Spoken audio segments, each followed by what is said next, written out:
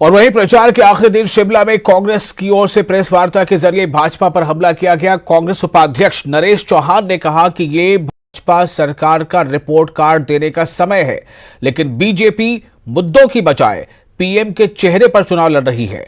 हिमाचल के मुद्दों के बजाय राष्ट्रीय मुद्दों पर चुनाव लड़ने की कोशिश की जा रही है। भाजपा ने किसी वादे को नहीं निभाया है।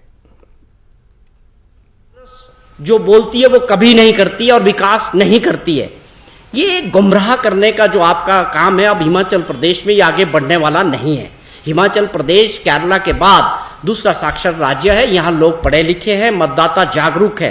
वो आपसे और हमसे बेहतर जानते हैं कि उनके भविष्य के लिए और प्रदेश के भविष्य के लिए क्या सही होने वाला है। हमें पूरी है इस बात का कि आने वाला कल जो 12 तारीख को लोग परसों जो मतदाता जब बाहर निकलेगा तो वो अपने लिए और प्रदेश के लिए इस निकम्मी सरकार को बाहर करेगा जिसने किसी भी वर्ग से अपने वादे पूरे नहीं किए।